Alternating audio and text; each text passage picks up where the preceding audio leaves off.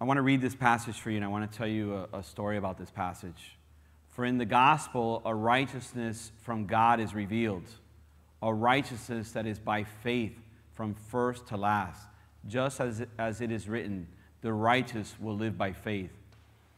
I told you that this is recognized as the greatest letter that has ever been written in human history.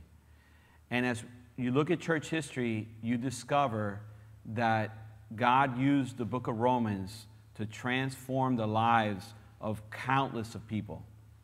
For example, a Protestant Reformer by the name of Martin Luther.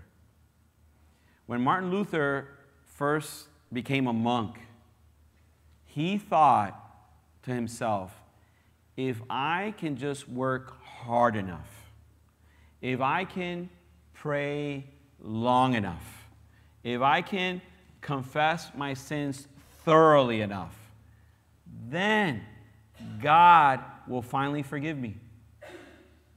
Martin Luther said, he goes, if there was ever a monk that could earn salvation, it was him.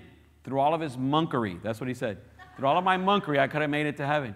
As a matter of fact, Martin Luther will go into the confessional room and he would confess his sins, listen to this, for up to 3 hours to the priest. Could you imagine that priest listening to these confessions for 3 hours?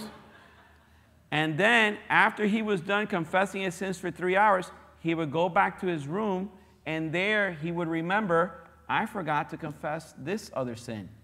So he would go back to the same confessional, to the same priest, and the priest would look at him and say, what could you have possibly done in the last 10 minutes that needs forgiveness?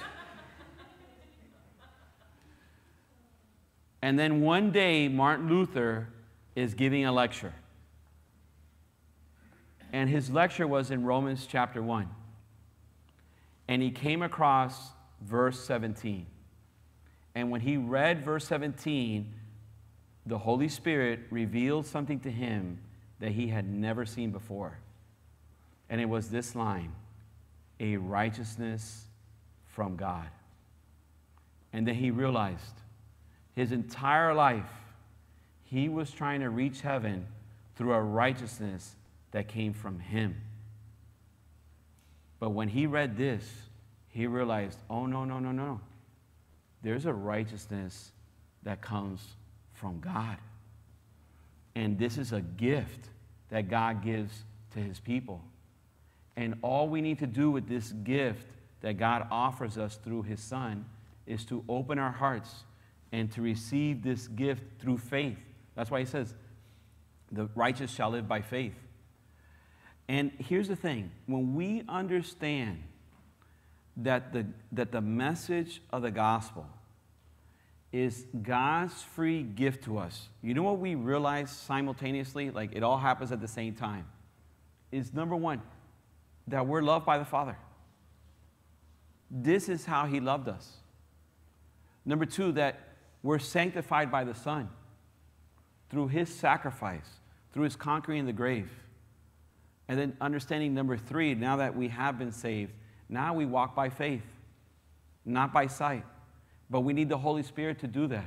So we need to continue to grow by the power of the Holy Spirit. And all of God's people said,